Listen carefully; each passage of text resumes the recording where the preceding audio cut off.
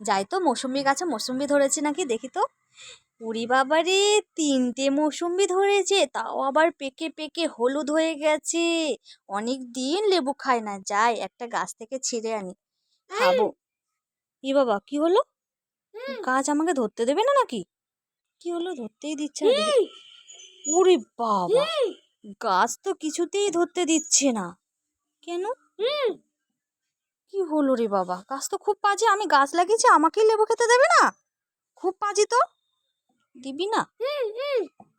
মা, এবার কি করি? জল জল দিস না, জল দিবি তারপরে খাবি। ওরে বাবা, লেবু গাছ কথা বলে, বলে জল দিই না? ও তাই, দেখি তো তাহলে, জল এনে দেখি তো দেয় নাকি। জল দিই, গাছের গোড়া শুকিয়ে গেছে পুরো। এ বাবা, জল দেওয়ার সাথে সাথে আমাকে লেবু